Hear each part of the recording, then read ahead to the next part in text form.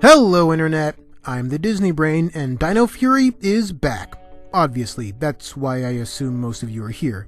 And even though we're only halfway into Season 2, there's a fair bit to talk about as it pertains to why I think this season already looks like a marked improvement over the initial entry. There's a couple key moments and important plot points that led me to this thinking, but I'd like to start this conversation by first talking about what Season 2 doesn't do, or hasn't done so far. And spoiler warning, obviously, because I'm going to talk about all the big plot things. Allow me to start by saying that Dino Fury Season 1 is largely a very enjoyable season, but what held it back was its insistence on trying, and often failing, to be so much more than that. Ambition, in and of itself, is not something to be discouraged, especially in media, but without the know-how and attention to detail that would have allowed the creative team to handle the implications, let alone the frontward-facing statements the writing routinely created, you end up in a very weird, sometimes very incidentally dark place. Places that they never actually needed to go to, mind you. And it was clear to me that Dino Fury had very little interest in approaching the Rafkon backstory with the level of emotional honesty such a PTSD-inducing war crime-laden history does necessitate, especially when nothing about how the show prefers to operate lends itself to the juxtaposition of happy-go-lucky alien dork with supervisor of the Sporix Project and subsequent destroyer of worlds. Season 2 steers clear of a lot of that, instead favoring the best version of Zeto, that being the aforementioned happy-go-lucky alien dork, but with a couple of writing and acting flourishes here and there that speak to his plight without belittling what such a plight can and should mean. Digging into that angle further presents us with a Zeto moment that I really liked, perhaps more than any individual moment in this season so far.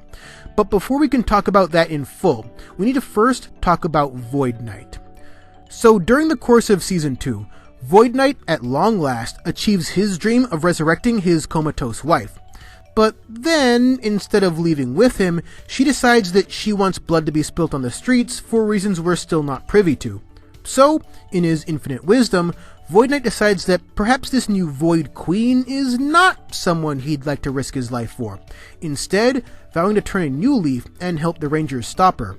Now, Dino Fury Season 1 was rightfully criticized, by me and by no shortage of other fans, for force-fitting resolutions to not-so-simple problems inside the span of 22-odd minutes. But, to Season 2's credit, the conflict with Void Knight, both his internal one and that of the Rangers not being quite sure of his intentions, demanded space, especially since Void Knight was almost entirely defined by his desire to achieve this singular goal. That demand is exactly what they gave him, and I can't help but really dig everything that implies. I like the idea of Void Knight being more a caricature of strength, a literal and figurative mask that Tarek puts on, from a character that is himself physically capable, but emotionally vulnerable. I like his specific insistence that he never meant to hurt anyone, which feeds into the first point. It's not that he's telling the truth, per se, as nothing about his on-field actions would imply the pulling of punches, but the way it's written in its context, and the way it's acted and directed here, adds to the idea that he is trying to separate who he really is from who he felt he had to become, only to then struggle mightily through sorting out either identity when coming to terms with the reality of Void Queen. It's just really, really well done, on multiple fronts, and the episode where his circumstances end up in parallel with the one-off hacker kid in Mara ended up becoming one of my all-time favorites in either season. But here's where it really comes together on a more general character level, and why I think the fabulous development of Void Knight worked so well in helping to rectify some of Season 1's most glaring flaws. We've talked before about how Zeto's own mentality and aspirations work in opposition to Void Knight's. If we're expected to buy into the show's takes on them at face value, then we understand Zeto to be capable of paying it forward towards a potentially brighter future, while Void Knight clings desperately to the past. But, fittingly, it's Void Queen herself who, in clinging even tighter to the past and dedicating herself to vengeance for whatever Earth took from her, forced Tarek to realize just how flawed his mentality was. But then all of that builds up towards his confrontation with Zeto, because while the others seemed more in favor of thinking things through and realizing that his help to this point has been valuable, Zeto can't quite bring himself to trust him yet. On top of that, his refusal to accept what's right in front of him brings about the loudest, most genuine outcry of pure anger we've ever seen from him. And the reason for that is because despite Void Knight's best intentions, he is responsible for unleashing the Sporks onto this world, and placing everyone in harm's way, even without meaning to. And boy, does that sound familiar. So while I still could never bring myself to like the ham-fisted way they handled the Sporks' origins in Season 1, how that impacts proceedings on a character level will always matter more to me.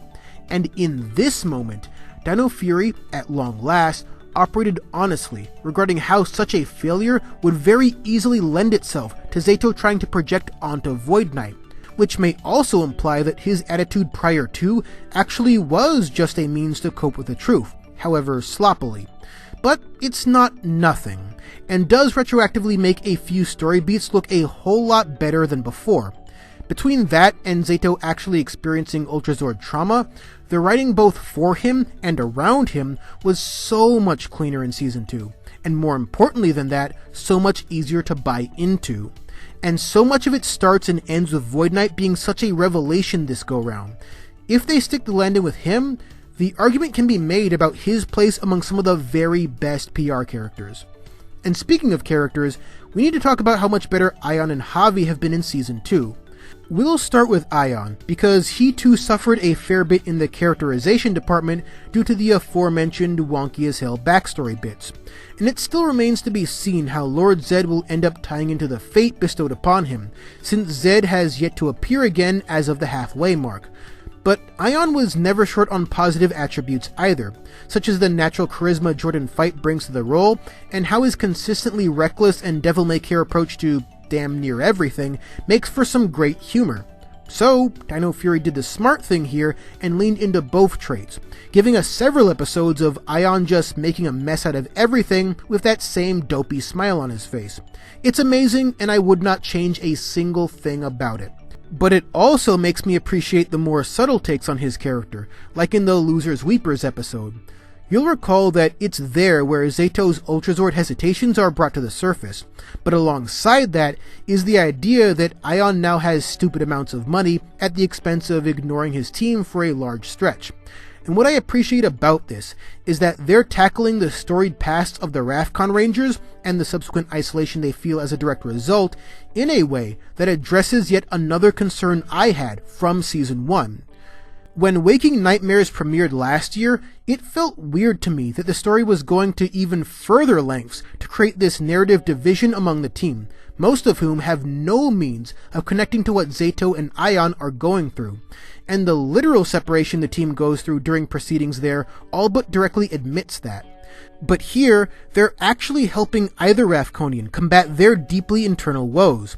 Izzy gets angry at people all the time, but she refuses to let Aion wallow in self-pity while he is now literally paying it forward. Ollie is unbearable 99% of the time, but his pragmatism in trying to come up with a solution to the Primal Ultrazord problem as a team helps Zeto start to overcome his genuine fear of it.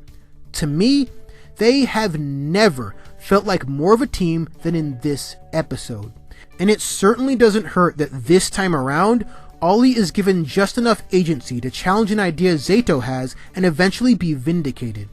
And speaking of agency, let's now talk about how Javi has also become a second-half sensation in his own right, and largely because of yet another Season 1 rectification in Warden Carlos Garcia. I'll be the first to admit, however, that I am somewhat mixed on how they went about handling things in the most High School Musical-esque fashion possible, if only because this episode seems to overly prioritize how effective Javi's music ends up being to his father, as opposed to being genuinely accepted by him for who he is and what he loves. That being said, however, I also can respect the honesty of acknowledging, in a perhaps unintended way, that the Warden wouldn't simply overhaul his entire mentality. His emphasis on Javi's trophy, and even flaunting it around for him, speaks to the exact same discomfort I had with the pressure he places on Izzy. But it is a step in the right direction. It's Warden Garcia admitting that he actually wasn't there for Javi as much as he could have been, and his continued obsession with his children being winners does at least feel more real than if the writing shifted into him not even caring about that aspect at all. So while I am of two minds on this, I think it is surprisingly effective in its overall execution and does a lot for both of the Garcia men. And I also just love the fact that the world's greatest pancake fan is just a recurring character that Javi needs to put up with now. So while all of that gets at the bigger front and center ideas of this season's surprisingly course-corrective first half, there's also a lot of smaller details that add a lot to the overall experience. The write whatever is funny in the moment approach to a lot of the dialogue continues to be a strong point of this season, especially with how Zeto is far too good at it. Jane and Jayborg are slowly but surely developing into one of my favorite recurring character pairs in any season. They might not quite make it to where I'd place Cassidy and Devin, for example, but it won't be from a lack of trying. They really just do not miss for me, which I'd also say about Slither and Mucus. In the case of all four characters, Season 2 just kept doing what drew me to them in Season 1. And enough can't be said about the pure creativity on display here. Like, who even thinks of a balloon battle as a means of training? Now, we've got a long way to go before we can put the entirety of this series into perspective, so I don't plan on making too many sweeping declarations. But this, right now, does feel like an ideal spot for PR. I was very critical about several key aspects of Season 1, albeit fairly so from where I'm standing, and it just feels nice to not have to be this time around. It feels nice to watch 11 straight episodes of Power Rangers Dino Fury and have next to nothing damning to say about any of it.